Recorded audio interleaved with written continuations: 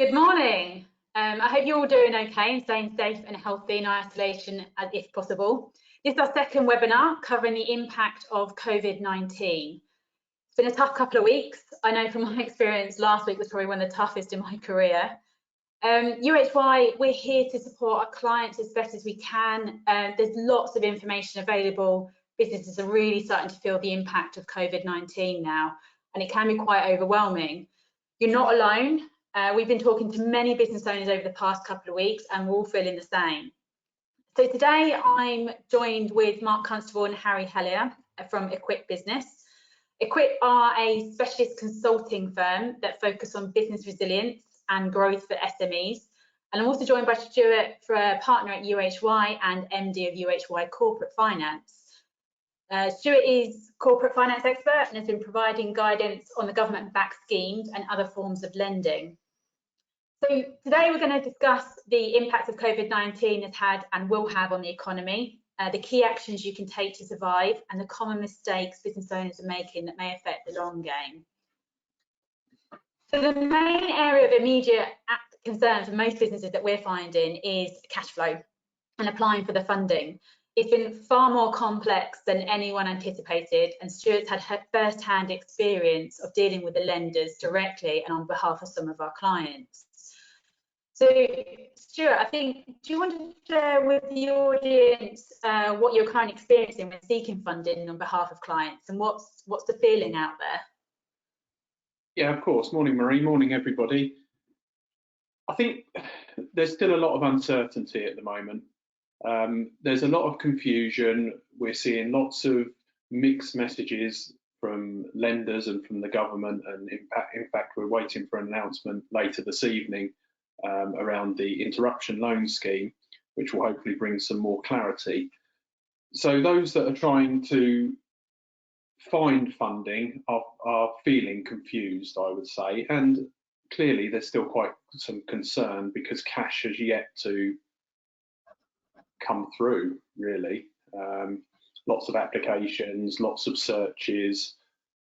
The reality is businesses are leaking money quickly and they need to plug the gap.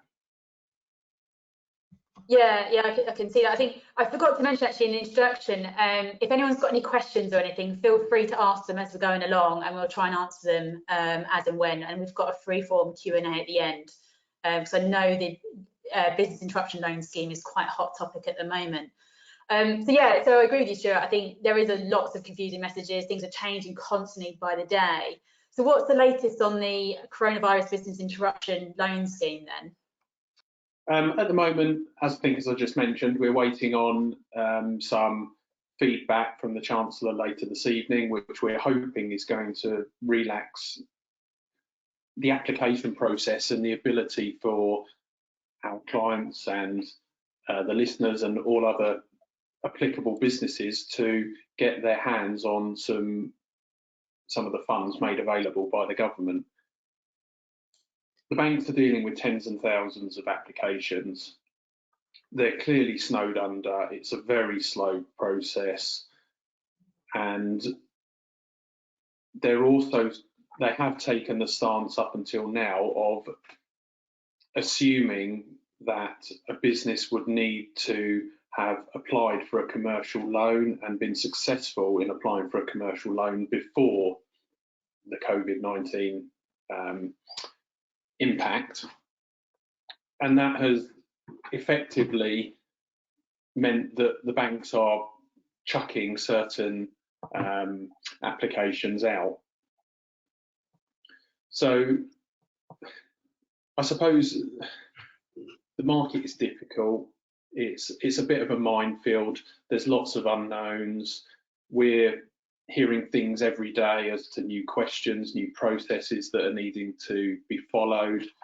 There's a significant amount of pressure coming from consumers, from the government on the banks to start releasing some of this cash and releasing it effectively, because the longer this goes on, obviously we all know that cash is running dry.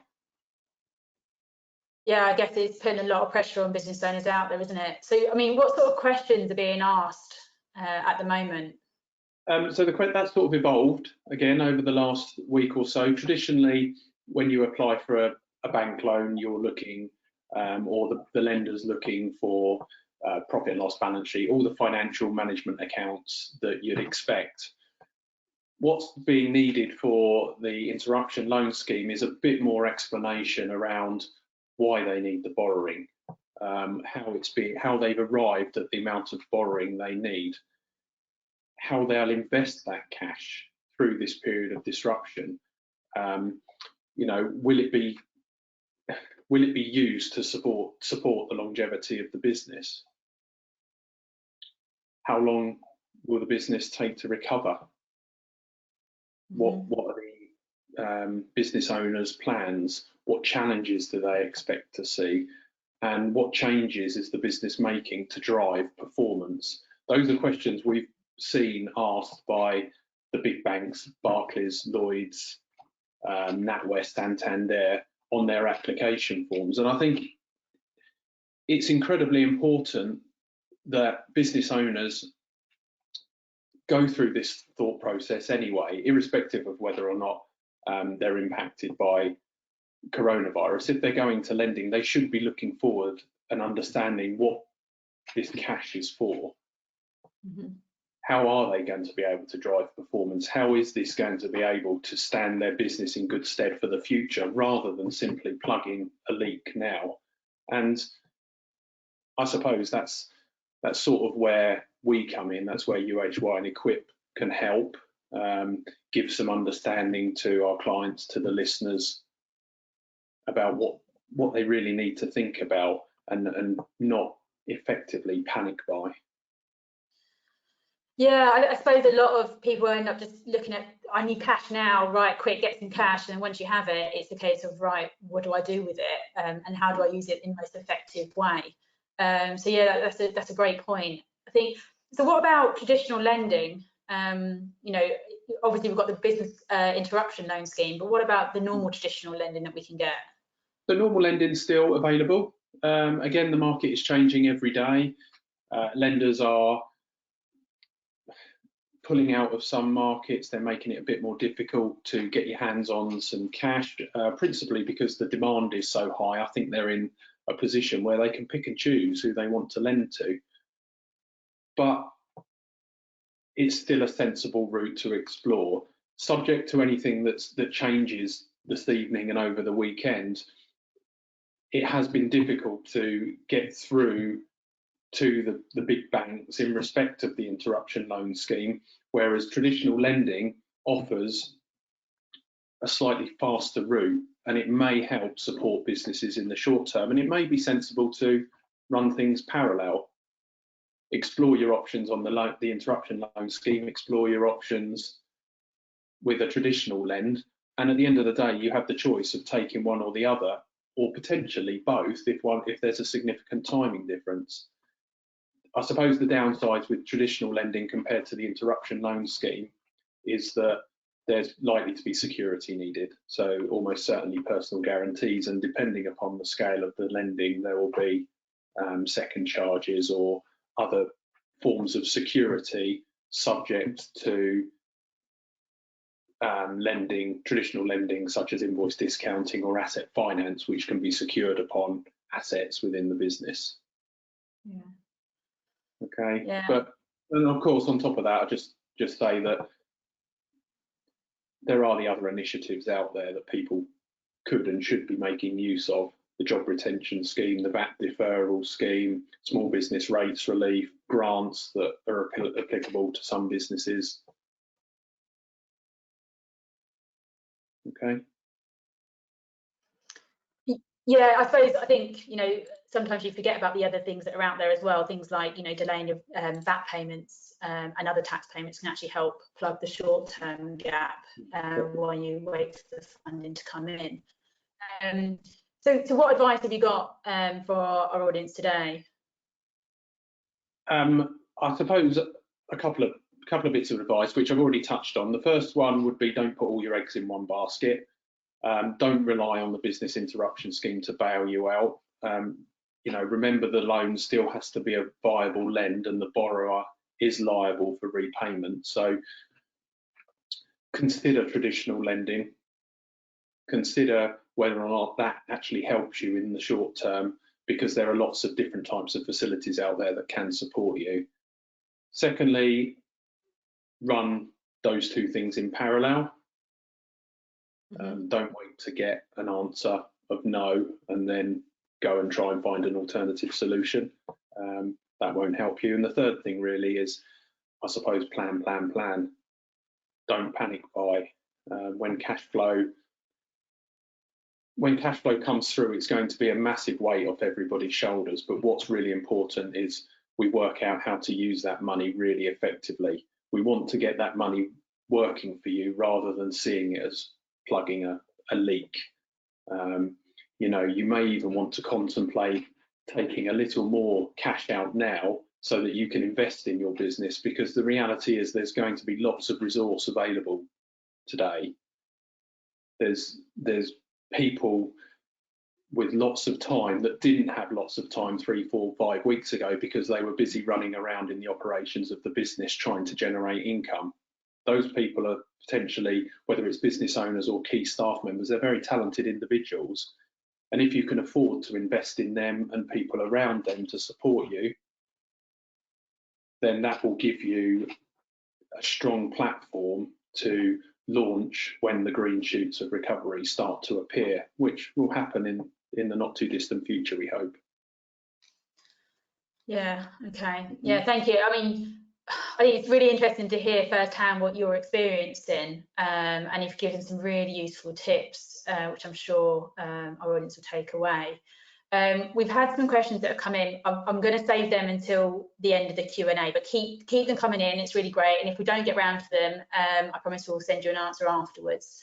So we've got a lot to get through. So I'm now going to hand over to Mark from Equip, who's going to provide an update on the economy and the critical actions you can be taking now. So over to you, Mark. Yeah, thanks, Marie, and morning, everyone. So the interesting thing really is that we're all doing stuff that we're not used to doing. So I'm certainly not used to doing webinars. And that's interesting because we're all learning to adapt fast to our new environment. And that's really what this is all about.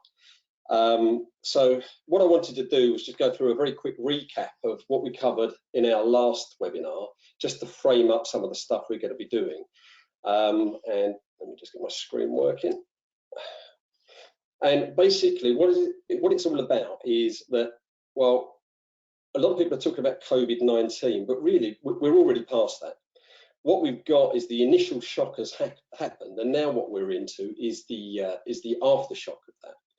And what does that mean? Well, there's three views here. There's the market view, there's the economy view, and then what does that mean for your business? So this is all about the ripple effect, and it's all about understanding those dimensions and looking at it. So there's the stuff that's happening right now today that you're dealing with. That's the critical stuff. And then there's what's going to happen. As this ripples through, continues to ripple through, what does that mean for the future? And what sort of things do you need to be thinking about? And our message, quite simply around that, has been act now. And what we're doing as well is we're saying that really there's three phases to this. So this is some wording we've come up with. Thank you, Harry. Some clever language here. But where are we now? We are in pre-session. So that's pre-recession. So is there likely to be a recession? I think that's pretty clear, isn't it? There's millions of jobs being lost around the world. Financial markets have crashed. We are fast approaching a recession. Certainly all the indicators are looking that way. What does that mean beyond that? Well, okay, so when we inevitably do hit recession, what type of recession will it be? What shape will it be? And I know Harry's going to cover some of this a little bit later on. But then thinking beyond that is about succession, so post-recession, because we will come out of it at some point. What does that mean? And if you think about it, in the last recession was a lot of businesses that have been long-term established. What they did was they battened down the hatches. They managed to get through the recession, but they stayed in a survive mindset and didn't necessarily have what it took to launch out the other side. And that's where lots of new startups came along. They didn't carry the baggage. They grew really, really quickly. So it's having those three different looks at those phases is what this is all about.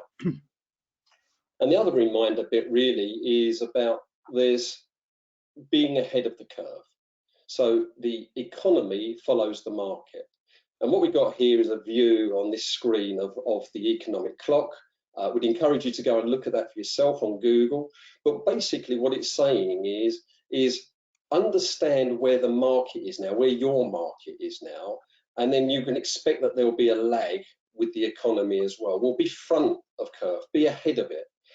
Don't necessarily be sitting there waiting for things to happen, be making them happen. And that's the big sort of message that we give there. And again, we'll cover this in a bit more detail within the presentation. And this was the other reminder as well, is that everything's going to be done now. There's critical and immediate actions. So we talked a lot about the critical actions last time, but really what that's all about is making sure that you've got your financials secure, so you're protecting your business financially, that you've got your HR stuff done, you've got your resources covered, and that you're getting the right advice there and that you're making the right decisions. And then of course the other part of it as well is that you've got your client base taken care of. So you're looking after your clients really well, making sure that you're supporting them through this. And then after that, there's the immediate action. So there is a difference, because the critical stuff is about survival, and the immediate stuff is protecting the business, and it's performing, and then it's prospering after. So it's basically going through those three phases that we talked about before. So that's really where we're up to, and hopefully that just gives a good recap. Thanks, Mark. That was really well said. So Mark, why is knowing this so important right now? Okay, yeah, that's a great question, because the thing is that so many businesses at the moment are just looking about what's in front of them right now, and trying to deal with that. But it's so important as well to have that longer term perspective, because the decisions that you make today could have a positive or negative impact in the future. So think of it a bit like you're driving along in a country lane at night time. If you're just using your low beam, you can only deal with what's right in front of you. If you put your main beam on and you can see further down the road, you're more likely to make better decisions and be able to respond in a much more effective way. So that's what this is really about. It's about having those two views and understanding exactly what you need to be doing at the right time. Thank you, Mark. That's really good advice. So we need to get our full beams on, I'm guessing. So Stuart has talked about the level of confusion that people are facing with regards to getting the right type of funding in place and the right financial support. There's a huge amount of anxiety within the business community at the moment. This is leading to all sorts of challenges for people, not just in their work life, but also in their home life too. So I'm actually going to introduce Harry now, and I'm going to direct this question at you, is how are people meant to deal with this? So yes, hello Marie, hello guys, and all the guys out there. I don't know, right? Look at the hair. I haven't been to Vidal Sassoon for my weekly chop for 3 weeks now. Yeah, I'm in the shed at the end of the garden. It's not funny. It's like being on a version of Big Brother. Yeah, every week the haircut will just get longer and worse. So that's our new reality, isn't it? Unless you live in London. There's one of our clients actually, who her and her wife, and she was bemoaning the fact that that they've got a lovely daughter, and she bemoaning the fact that the breakfast was slightly stale croissants with some cream from M&S. That was her sort of, middle class crisis. So yeah, that's part of the message for us really. The stuff we work on when we're working with our clients is around the commercial stuff's really important. And thinking of the commercial stuff in a day-to-day frame at the moment is really important, as Stuart was saying. But also there's the longer term commercial stuff that Mark will talk a bit about a bit later. But then there's also then the only thing that drives businesses and organizations is people. And looking after your people and understanding how to communicate with your people, how to work with them, how to lead them, how to provide a fantastic culture, that will just get more and more important. And that's the bit we've been working with our clients on for many years, really. So in that space, we've got a curve up here, which is we know why everyone's shouty, because we're under a massive amount of pressure all the time, because everyone is in that space we talked a bit about last time, where you're wearing different hats. So one minute you're trying to sort out, like we say, toilet rolls were getting a bit better, but one minute you're trying to sort out whether you can get yogurts from Sainsbury's, and the next thing you're trying to work out, like Stuart said, what's going to do with your business. And that's quite hard. So we thought we'd put some stuff in here about why are people in the space they are, and then a little bit around what can we do with that. So this is a curve that we tend to use anyway when we're coaching people in the performance part of the business, which is all about your people. And it's this it's a lady called Kubler-Ross who was working out there wasn't any research on grief. So she's trying to work out what sort of process did people go through when they were grieving. And really, you can just use it for any change, and that's how it's used now. It's ever so quick to go through, which is, why do you find things difficult? Because the first time you tell someone something that changes them or takes their certainty away, and we'll talk about it like you pull the rug from under them, the first time they go through that, they're going to be in shock. And then they'll move from shock, they'll process it a bit more, and then they'll get into denial when they just don't agree with it, or they won't accept it's happening. Then they'll get into being frustrated and angry, and then they'll get depressed, and then they'll flip through that curve and start coming out the other side. And then they're thinking about, okay, well, what can I do about that? And then they'll come up with some scenarios, they'll make some decisions, they'll integrate those changes, and they'll move on. So what we've found since January, really, when we started to talk to people about this, because some of our clients deal a lot with China, and they knew about this stuff a bit earlier than others, really. They were going through the same issue, and their staff were going through the same thing, which is, okay, we're a big retailer, we're not going to get any stock till May. Well, that's a massive shock to the system when you're thinking, oh, we're going to grow this year, we're going to do better. So as our clients are moving through this process, also you find, I think we've got the next slide, haven't we? So this is glamorous assistant time. Oh, it's all working like clockwork now. Yeah. So the next thing is, you have a shock, you go into denial, you then start getting angry and frustrated, and then you go through the curve and you start to be depressed, and then you come out the other side, which we've all done originally. The thing is, though, people have more than one person inside them, don't they, really? And again, this is not the psychology stuff, because we're not psychologists. But in that space, we often have different perspectives, again, different hats. And the first hat we wear is when we're just being us, just ourselves, and we're thinking about things from our point of view. So I've got a teenage daughter, and she's still in think of her point of view. So she's starting to learn there's going to be no more biscuits for 3 weeks because she's eating them all on Monday. So that's her in her perspective. Then we think about the family, then we'll perhaps think about the workplace, and then we'll think about the community. Well, if you sort of think about it, in that space, then what happens in the you frame of the world when you're thinking about you might get a shock to the system, which is, what am I going to do with my job? I'm not going to get paid, I'm not going to go into work anymore. And that's you going through that process of shock and then denial and all the rest of it. That's you with your you hat on. A bit later, then you may then flip into the space, well, what do I do with the family? What are we going to do as a family then when the kids aren't going to school? And then you might flip into the workplace one. If you're managing, leading a business, then it's like, what do I do with the business? And then the last one then is, so what does that mean for the community? The thing in here is, the way people work is we can be in different spaces at different times. And again, this is just a model we put together, really, but it sort of explains for me why you have someone who's at the top of the government who understands medically stuff, and they're telling people go home and don't come out for 3 weeks, but they're still mixing with loads of people. Probably people have been all around the globe and are more at risk than other people.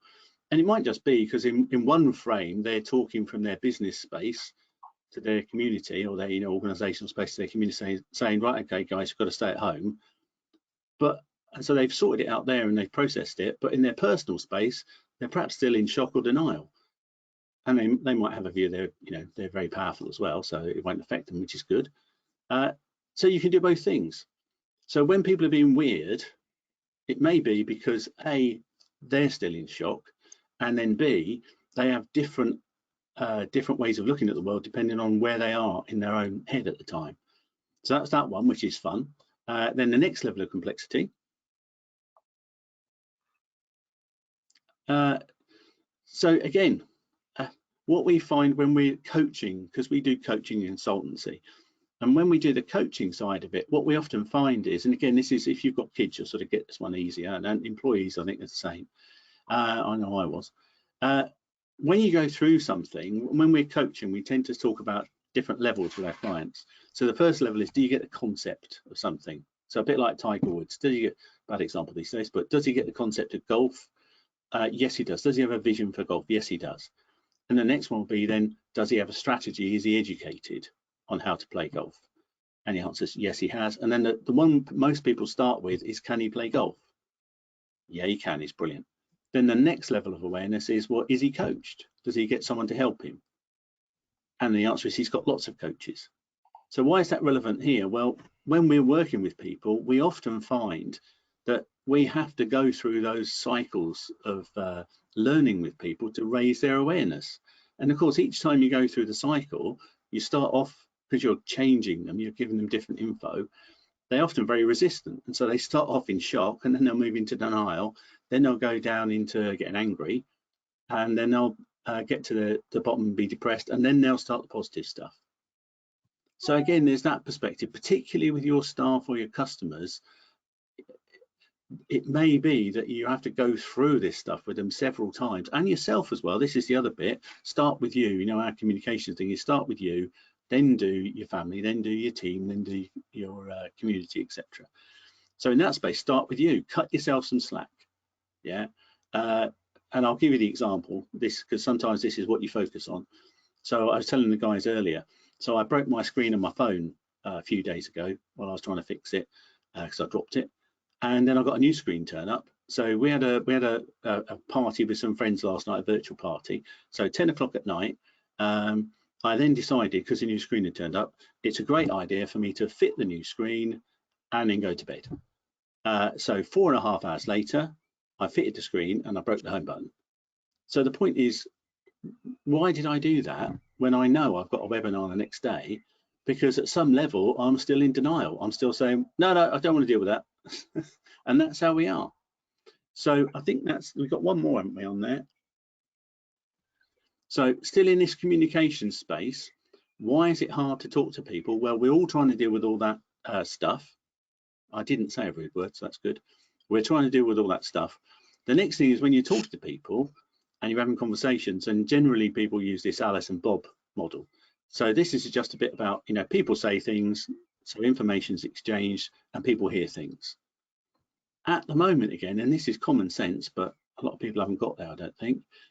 The way we talk, and again, whatever the figures are, there's a percentage of our information is the information, and that's usually about 10% of understanding.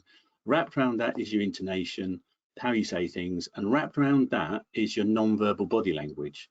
So that's the stuff that people pick up because they're near you, but it's not necessarily you talking. So again, what's happening with that model? Well, firstly, it's really hard when you're dealing with people over a screen or on the phone. And secondly, then, we've all got a massive amount of feelings at the moment. And as you guys know, when you're in a very excited, feely state and someone's giving information to you, the feelings press down on the information and they gate it, basically. They reduce the bandwidth. So again, our question will be, at the moment with our clients, when we're working with them, are they in a state where they're all nice and calm and everything's cool and there's no worries? Or are they stressed? Are they or excited or whatever? Are they in a high feeling state? And the answer is most people in a high feeling state. So part of this thing again is cut everyone some slack, because a lot of people don't hear what you're telling them for all the reasons we just discussed. And I think that's that bit for that bit. Thank you, Harry. Thank you. I really like the Kubler-Ross curve that you mentioned. I think it really brings into context exactly how I'm feeling and actually how the rest of the world is feeling. So, Harry, now when you're wearing the right hats, what do we need to be aware of to help us avoid making mistakes? So I've got some stuff here, and I've got a couple of slides that we haven't got in the deck, but sort of give the big context, and then we'll do some mistakes. So how long have I got for this bit? This is about 5 minutes, isn't it? Yeah. Okay, so in there then, what's going on? There was an excellent article, I think it was in Esquire magazine a little bit ago, And that one, I'll have to read it off the other screen. So that was talking about how are things going to pan out in a big sense. And it's really when people start to sit down and think through the changes. And as I said, we were doing this sort of January, February time with some of our clients who do a lot of international stuff. So one of them is a big college down in London, part of a big university, and they have a lot of Chinese and Indian students and everything come over. And then, as I say, another one's a big retailer that imports, well, two of them are big retailers that import a lot of things from China. So when they started, they were already having to think 3-4 months ahead, because that's how they work. That's how they have to work. So the article that came out is sort of got phases. And the first phase was, they talked about, we're infected. So month 1 is all about people understanding, we're infected, things are happening. So that's that global health bit we talked about last time. Month 3 then is people understand we're in recession, because the figures will come out and tell us we're in a recession. And that goes on for sort of 3 months. By month 6, which is sort of September time, isn't it? By month 6, we're in a state that we'll start to be let out again. We'll start to be trundling around. So in that space, we can't be locked down forever. And in the article, they called it relapse, which is, okay, things go back to normal. People think things are going to be normal for a long time. The virus bit will have another shock then, as that sort of expands again, as people get let out. So really, then you've got another 6 months of month 6 is relapse, and then that lasts till month 12, which is then resilience. And the resilience phase is we sort of get the new normal, and then after that we're into recovery.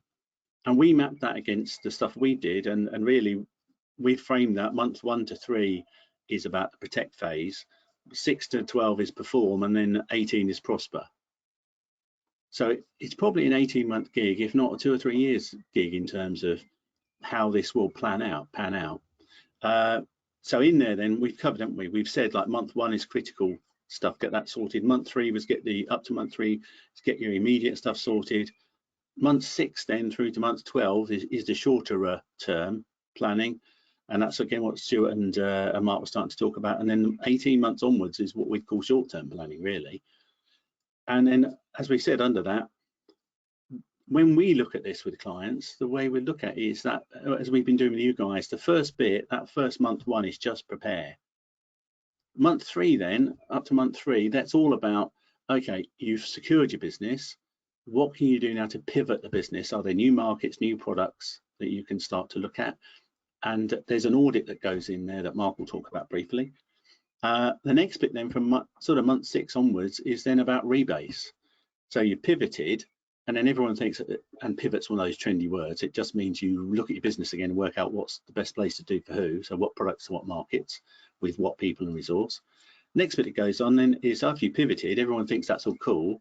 Well, no, it's going to come back probably, and the things will change again.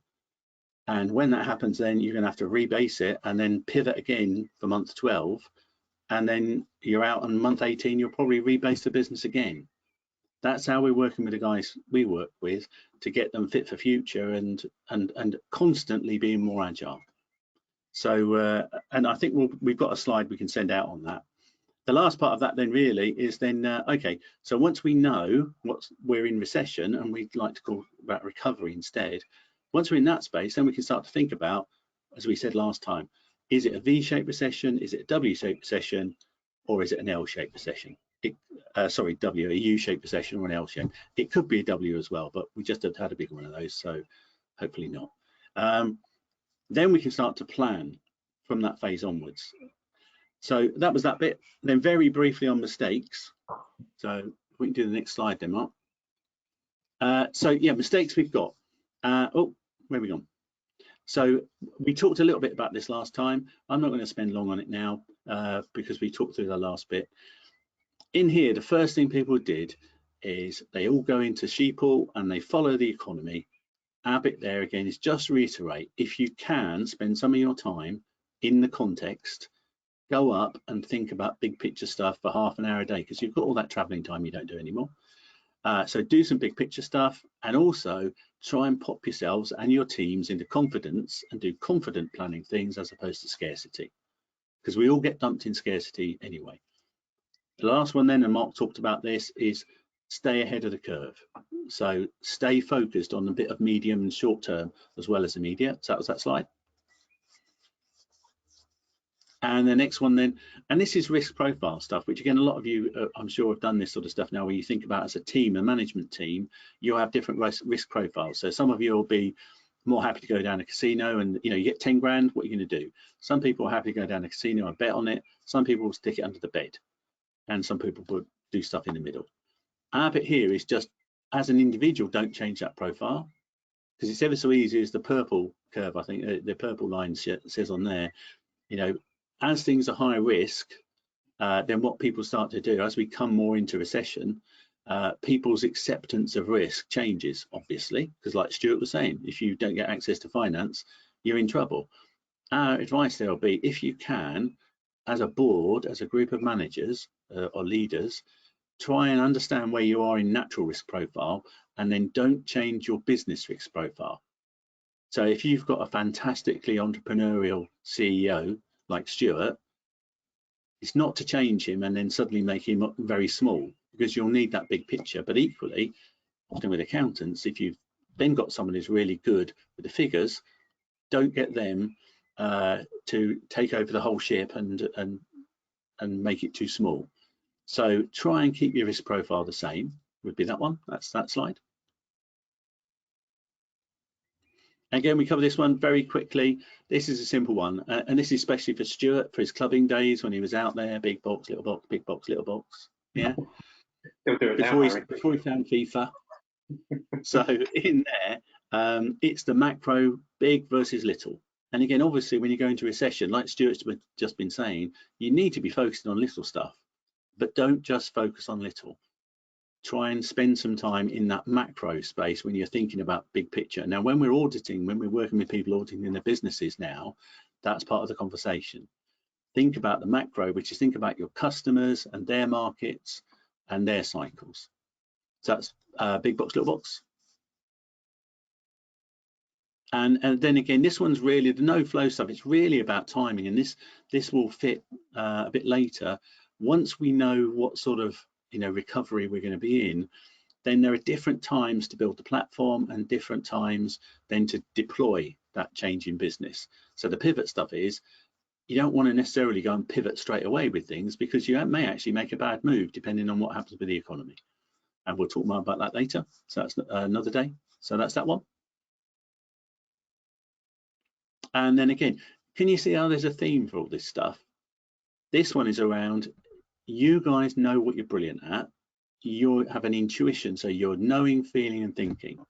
This one is stay in your knowing and use your expertise and all that stuff you process that's not conscious. So drop down out of the economy where all the hype and all the stuff, all the detail is at the moment, and worry about your sector and how does that affect you? Because a lot of, on this curve here, a lot of businesses are counter-cyclical anyway. So yeah, their business might have fallen off a cliff, and it may need to be a new business, or that business may need to end. But for lots of businesses, they're not needing to be in that general economy, everything's totally gloom and doom.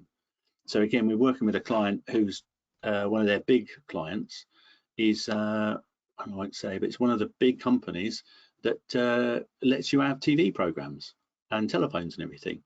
Well, their customers, so this is our customer's customers market is going to boom and do really well. So our customer, who helps make what they do really clear, so this is Make It Clear guys, what they do is they help write manuals and everything for how to put your set-top box on and all the rest of it, and they're brilliant at that. So their customers market will pivot but be good, so their market will be good. But they've got other customers who are in a different space. So part of this one is focus on your sector and then focus on your client sectors as well. Because like the UHY guys are doing, which is absolutely fantastic, they're thinking about their clients and they're trying to support their clients because they know some of them are in lots of pain, some of you guys are in medium pain, and some of you guys are doing okay at the moment. So the main thing there is focus on your customers and serve them, and then you're doing the best you can and you'll build the revenue that you need to keep going. And that's me done, I think. Is it? Oh, that's brilliant. Thank you. Thanks, Harry. Thank you. Sorry, it was a bit long. No, that's brilliant. No, I think it's great that you've actually sort of summarised them into sort of quite easy, digestible mistakes that people can easily relate to. I know I can certainly relate to quite a few of those already. So it all sounds really good and logical, but I'm going to pass this question on to Mark now and just say, I mean, how can people do this when they're likely to be panicking about things happening? Yeah, and that's very understandable given the circumstances at the moment, Marie. But the answer really is to be clear on the things that you can and can't control. So, you know, you can't control the economy, you can't control the financial markets, but you can control how your business is set up and how it's going to respond to its markets. So, you know, you can pivot your business if your situation has changed. So bring up this slide. So, you know, what we talk about really is starting to audit your business and understand that it's at ground zero. So on the left-hand side, what we've got really is the product. So this is the inside looking out, if you like. So what do we have? We've got a product, and on the right-hand side, we've got a market. And in its simple form, it's about, does the product match what the market needs? Now, that might have been the case pre this crisis. Is it still going to be the case going forward? And that's where you have to do a detailed analysis, really, and start to look at the parameters that sit within your business. So, you know, is that product still going to be relevant for what the market needs? And so it needs an external audit. So what's going on outside? What's the changing factors? And then how do you start to map that as well? So does it flow through? Does it all make sense? And if it doesn't, then pivot. That's where you need to start and really review the whole thing and go from there. So step one really is, as we've said, do the critical stuff, get yourself some runway. Step two is do that review and really look at how the business operates and fits to its market. And then step three, if necessary, reshape the business, pivot it. And you know, the real takeaway with this is we give this bit of advice to our clients a lot, and they usually tell us it's probably the most valuable bit of advice we give them, and it is slow down to speed up. So, you know, slowing down and really thinking this stuff through and really getting to understand it is valuable, because we're all racing at 100 miles an hour at the moment, and it's really easy to make mistakes. So slow down and speed up. And the thing is as well, once you've got a good thorough audit of your business, and this is the sort of thing we do a lot of work with our clients on as well, is once you've done that, then you're in a much stronger position to make those decisions. And also that could be something that's going to be really valuable if you are looking for funding for the future, going back to the point that Stuart was making.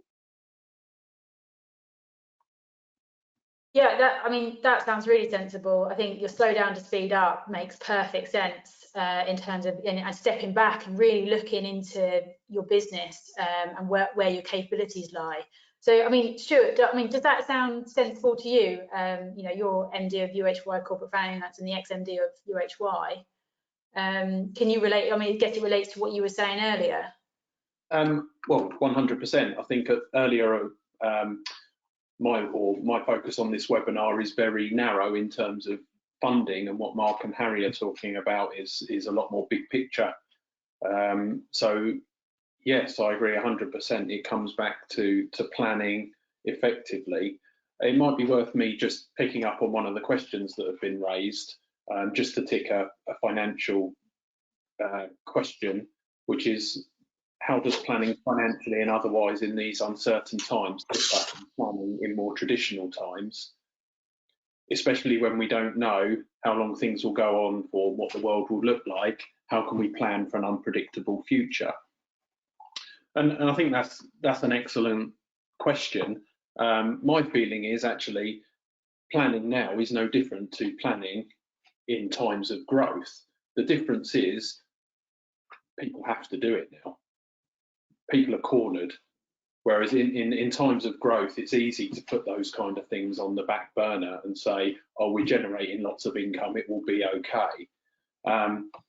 In times of growth, the businesses that are able to plan effectively, audit their businesses and such like, are those businesses that really succeed.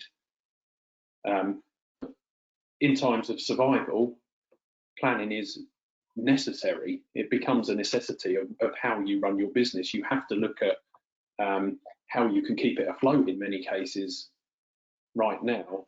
And in terms of the uncertainty that we look forward to, the one thing we can be certain of is we will come through this. And when we come through this, those businesses that have planned effectively will have the opportunity to grasp some serious market share, because many other businesses won't plan effectively. And there will also be a number of businesses that have unfortunately disappeared, so the competition will be less. So I hope that answers the question from a financial perspective and complements what Mark and Harry are saying. But we don't know what it's going to look like. We do know it will come to an end, but the answer is not to do anything. We must plan, we must audit, we must have a vision, we must implement. Yeah, so it sounds like to me, the audit is probably the most important thing to do at the moment. And so, I mean, Mark, how would you go about doing an audit of your business? Yeah, well, it's an interesting one, isn't it? I mean, this is something we've done a lot of work with businesses on, and it's usually quite a large and complex beast that gets into real detail, because you're getting under the skin of the business and you're looking at internal processes and you're looking at capabilities and you're looking at culture and all of those sorts of things as well. And then also looking at the external factors as well. So what is going, and that's your pestle type stuff. But we've had to do this ourselves. We've had to pivot our own proposition, because the market is just not in a position to do that.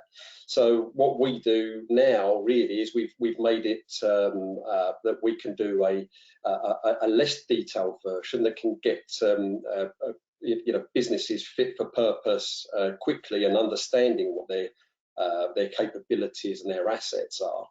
And what we'll do as well for the listeners on this is we'll put together a basic audit pack that they can use, so they can do an audit on themselves and start to ask some of these questions and get a bit more understanding. Wow, all right, thanks very much, Mark. I think that's brilliant. I'm sure everyone's going to really appreciate the free resources that's available.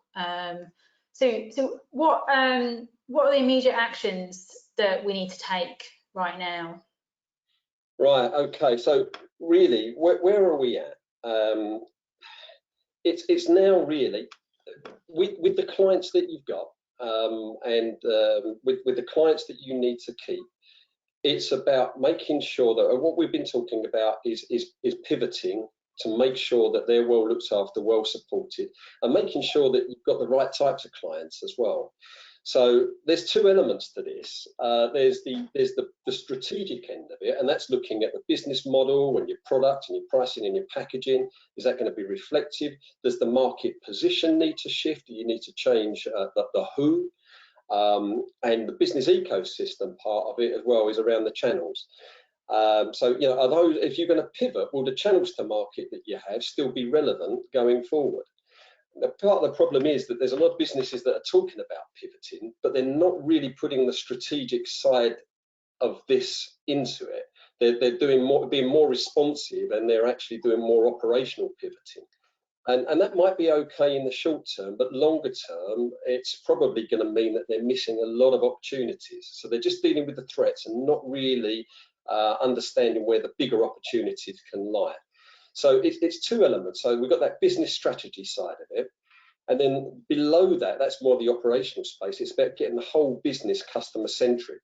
And tactically, that's making sure everyone's wired to be thinking the same way and making sure that their clients are well looked after, and that they're well aware of the products and services that the business can provide. I don't know if there was something else that you wanted to bring into that point there, Harry.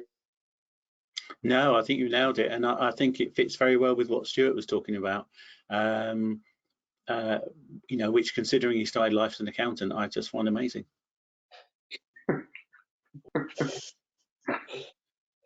But that's really it, Marie. I think in terms of it's all about that now, and it is spending that, again, slow down to speed up. It's spending that time to really think this stuff through, and start to look at how the business can pivot from a strategic point of view, but making sure that operationally the business is wired as well to absolutely provide the clients and customers with the best service and products it can.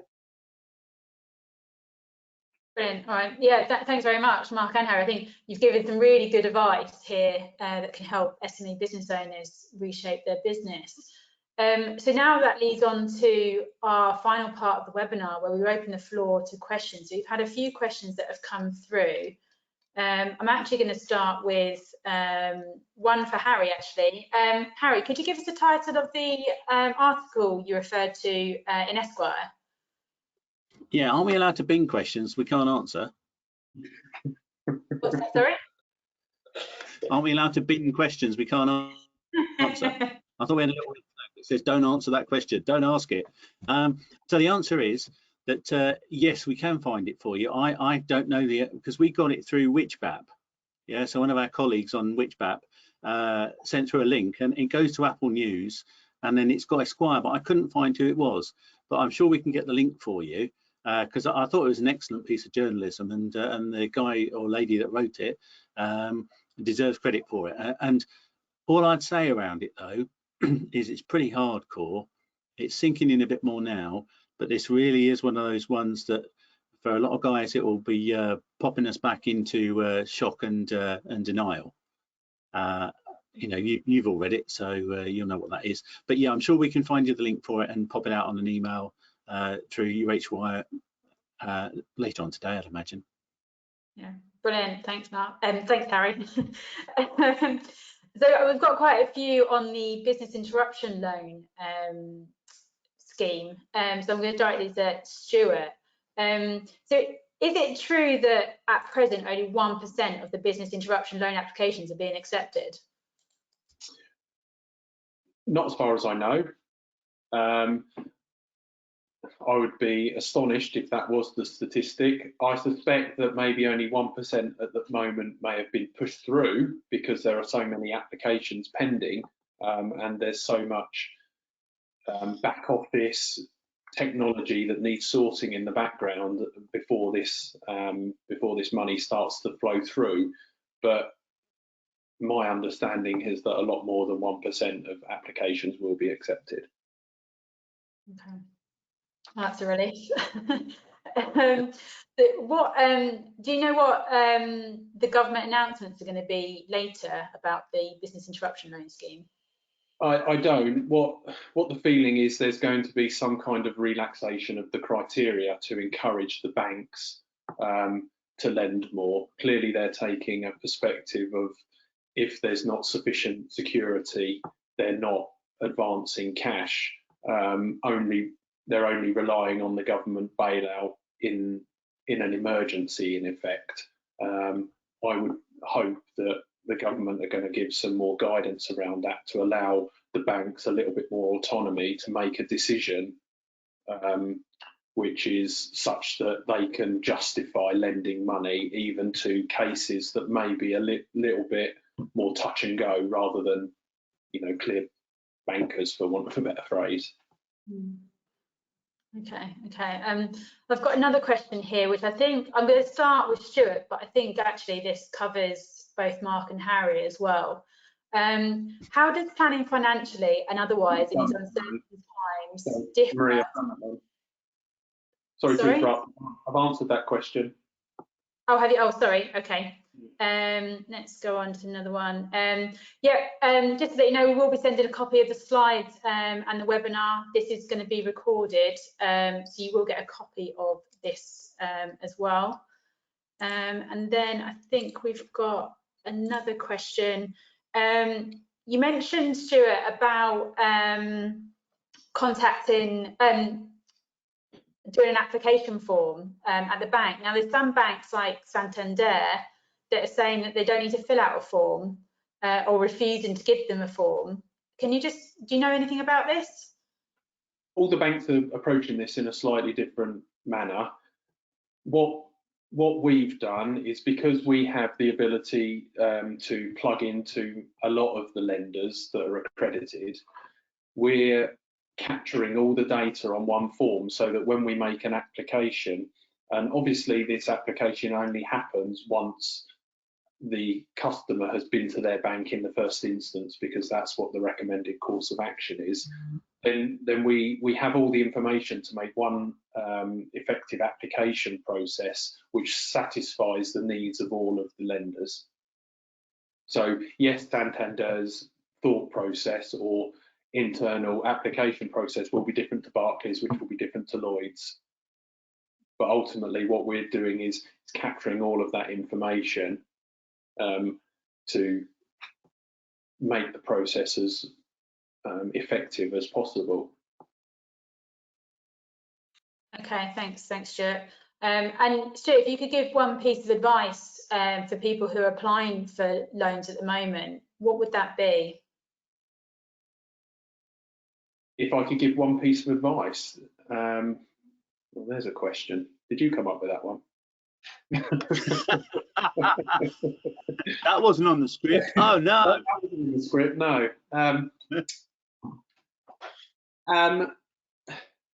I think I'd revert back to what I said earlier, and it would be 3 bits of advice, which is plan, do things in parallel, so make sure you cover all the bases, and don't panic, really. Don't panic buy. Okay, that's great. Well, I'm just going to wrap things up now. I just want to say thank you everyone for participating in this webinar. We hope you found it really useful. As Harry, well, we've spoken about pivoting your business, and we're actually going to be doing another webinar on next Thursday at 10 a.m, which is going to be covering pivoting your business and what capabilities you'll need. We've also got another webinar on Tuesday at 10 a.m. With our partners HR Service Centre, and they're going to be covering the job retention scheme, explaining a bit more about it and covering questions as well in that. We'll be sending out links to these webinars following up on this one. If you'd like to talk to any one of us, feel free to drop us a line. You can drop us an email, connect with us on LinkedIn, or give us a call. Finally, I'd just like to wrap up and just say, stay safe, stay healthy, and we wish you all the best. Thanks very much for your time. Before you go, Maria. Thanks, guys. Maria, before you go, so I've been on the Tinternet, and to answer Trina's question, if you just Googlerize Esquire COVID-19 article, then it comes up, and the name of the article is "It's a coronavirus timeline from 1 month to 18 months." And that's got that article in there. There are a load of, like Mark said before, there are a load of other great guys out there who are doing this stuff professionally. That's their day job, who these guys will have interviewed. And there's Ray Dalio's out there, isn't there? And there's several guys like him that will have that big economic picture as well. So thank you for that. That's great. Thanks very much, Harry. So we're going to wrap this up now, and take care, everyone. Thanks very much. Thanks, All right. Take care. Cheers.